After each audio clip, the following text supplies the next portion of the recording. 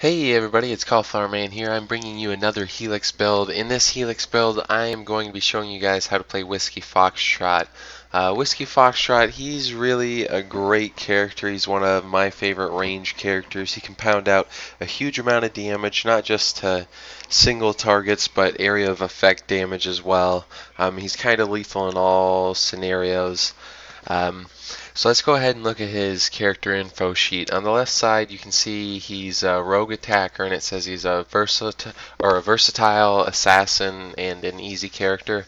I would say he's versatile. He's not an assassin. He is kind of easy. Just in that he's a point and shoot character basically. All you have to do is make sure when people get close to you, you run away. Later on, once you hit level 3, you'll have a scope with him, so he gets a lot of range with his ranged attacks.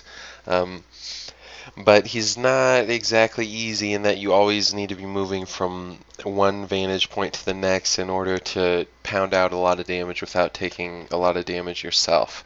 So let's go ahead and look at his skills on the right side. Um, his passive is called Combat Rhythm. It gives him an increased attack damage of 25% for 10 seconds after getting a kill. Later on, you can also get increased health regeneration for 10 seconds after getting a kill, and this really adds up, and it really makes him do a lot more damage as well as get the health regen once you get that level up with it. Below that, it's just talking about Whiskey's tactical rifle. It shoots in 3-round bursts. Later on, you can level it up to do 4-round bursts if you want. Below his tactical rifle is a sentence about his combat armor. Doesn't really say anything important. His sticky bomb is one of his skills. This shoots a grenade that sticks to enemies and surfaces, so it doesn't bounce around like other grenades. You can stick it to enemy targets, and it will deal at least 200 damage and detonate after 3 seconds. You can later on get it to apply a slow. When you apply a slow to an enemy when you use it, they're very easy to target, not only for yourself as Whiskey, but for your teammates as well. Then later on you'll get napalm with that sticky bomb, as well as firing 3 sticky bombs rather than just one. Then below the sticky bomb is Whiskey's scrap cannon. The scrap cannon is basically just like a shotgun shot. It doesn't do a huge amount of damage, but it wounds the target, and it'll also apply a damage bonus to that target. So just remember, when you scrap cannon someone, especially after you get a kill, and if you have that damage bonus on scrap cannon of 25%, you'll get a 25% damage bonus from that, as well as a 25% damage bonus if you've gotten a kill within the last 10 seconds. So Whiskey kind of, as long as you're dealing a lot of damage and getting kills, he really just piles on the heat. He's a character that once you get momentum going, it actually gives him a lot of bonuses and buffs. Finally is Whiskey's ultimate. It's called Overdrive. He turns his tactical rifle into basically a super machine gun that's still very accurate. It gives it 75 shots. You can completely kill most enemies with full clip of this. It's best to use against tanky characters or characters that are moving slowly, just because you don't want to waste the 75 bullets, but if you can hit all bullets, you can really unload the damage on one single character. So let's go ahead and look at Whiskey's Helix here. For level 1, this one is the backbone of how you play Whiskey, and luckily enough, it's on level 1. It's the 3-second slow duration to a sticky bomb. When you put a 3-second slow on sticky bomb, it allows you to stick your sticky bomb onto an enemy Battleborn, and then they're slow enough that you can pound out damage on them. Whiskey has a lot of trouble hitting small characters unless they're slowed. He can do a lot of damage to large characters, but with that slow, he can do a lot of damage to small characters as well. So then he becomes lethal against all enemies. The additional damage to shields and the pushback really don't do much, especially when compared to that slow. That slow is absolutely vital.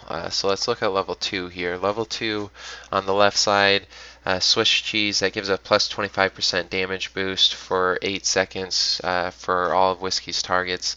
Remember, he already has a 25% damage boost after getting a kill, so these just keep adding damage boosts to Whiskey so long as he's attacking enemies or getting kills, so they can really stack up and boost Whiskey's damage over the top at the end of the game. And if you look over at the right side, the additional 2 charges on Scrap Cannon, that one's okay. Only because of the wound on Scrap Cannon, so you'll be able to wound a lot of targets, but it's kind of hard to hit enemies with Scrap Cannon, so or at least it's hard to hit a lot of enemies and use that wound effectively. So I instead try to focus on just hitting one and using that Swiss cheese for the damage boost. Let's go ahead and look at level 3 here then. Level 3 is whether or not to get the scope or the red dot sight. A lot of people try and use the red dot sight because that's what they did in COD and it worked real well. Well, the difference between COD and this game is that there's no ranged penalty for not using or for using a red dot sight. At long distance, you get about half damage or even less. So if you go to the right and use the ACOG scope, you'll still hit full damage at mid to long range. So you always need to use that. The 30% movement increase while scoped, you're still super slow while scoped, so it really does you nothing. But that ACOG sight makes you lethal from long range, and if they're close range, you don't want to aim anyways. So that's really the way you want to do it. Now, if you look at level 4 here, this one is it's not a clear level because it seems like the way you would want to go is to the right, which will drain enemy shields and health and give you a lot of shields and health, which it does, and that's a very good option. If you don't have the napalm mutation for later on, the stick and sap is a very good option. But if you have unlocked the napalm later on, it's better to use either the sticky MIRV or the triple threat. I always use the triple threat just because then I can choose where to put the napalm, but the sticky MIRV will just shoot out one grenade that'll split into 3, and then it'll blanket an area in napalm. Like I said, I like to shoot 3 sticky bombs specifically because then you can shoot like 2 sticky bombs for minions, clear an entire wave with 2 sticky bombs. It's not that hard. And then your third sticky bomb you can stick to an enemy Battleborn and then slow that Battleborn and try and take them out. Obviously you don't always stick that or you don't accurately hit all 3 sticky bombs, but that's the way I really like to play it.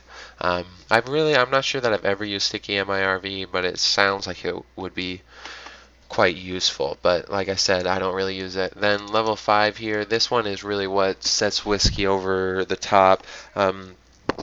The killer regen, adding 220 health regen after a kill, that applies to all kills including minions, so this just allows you to sustain yourself whenever you're weak. You just back up and kill a couple minions and then you're back at full health. That 35% increased reload speed would be very useful if it weren't paired against killer regen, and then the 20% movement speed is very good, especially if you use it with the level before, which increases your shield and life drain on your sticky bomb. That's very good to use. Like if you haven't gotten any of these center mutations yet because you haven't leveled up the characters, I would go to the right on this level and the level before, but if you have the mutations, I would go with this center killer regen here, and I guess, like I said, on the one before, I go to the left and use the triple threat. But let's go ahead and look at level 6 here. Level 6, I always use that napalm. When you have that unlocked, that just allows you to wipe a minion wave. Whiskey, without the napalm, can only do damage to one target. He can do a lot of damage really quickly to one target, but he can still only attack one target, making him very limited in use against minions. But if you add this napalm to it, he becomes very lethal against large enemy minion waves, and he can just take them out with a couple sticky bombs. On the left, that can propel. You can use his scrap cannon to propel him backwards, but he doesn't have a double jump or anything, so it doesn't propel him far enough to get anywhere useful. And then on the right, increasing the projectile velocity. I usually don't increase the speed of any of my skills. I just think it makes you miss more.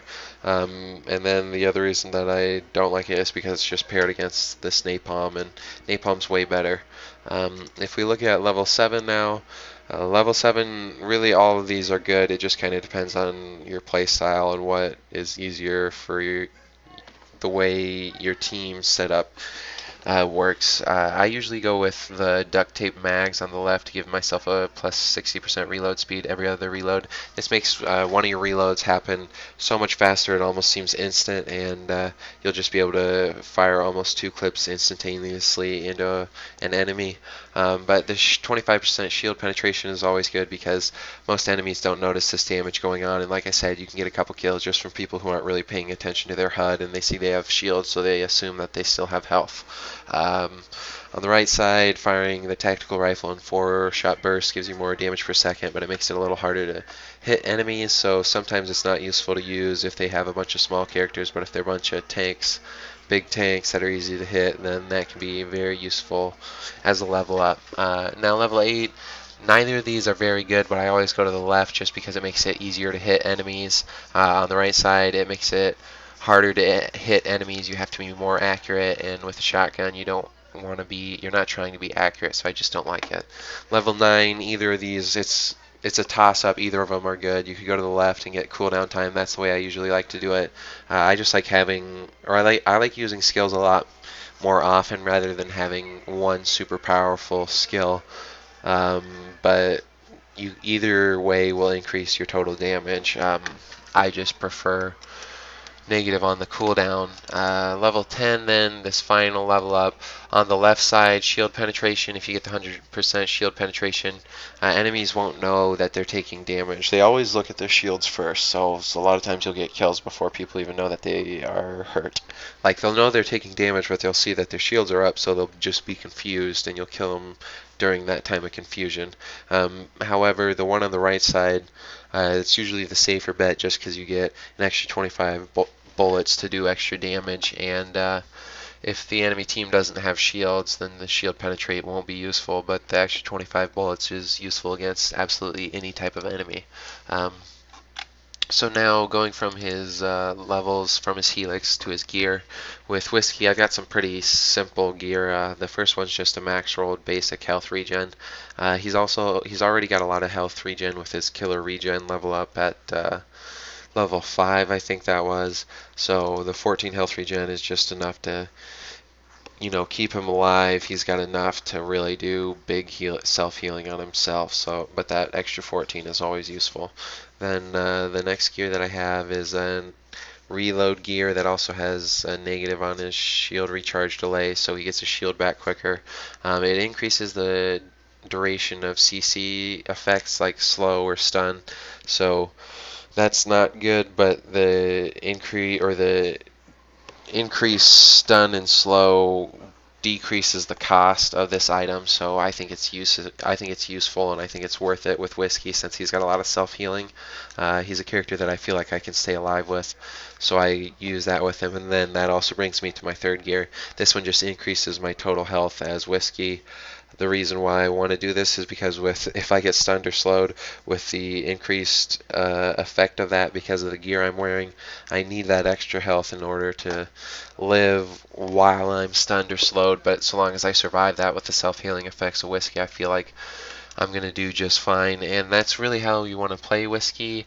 He's got a lot of self-healing, and so long as you just, stay alive, keep moving from spot to spot, find different angles, attack the enemy team, kill their minions, you'll heal yourself back up while putting out damage on the enemy.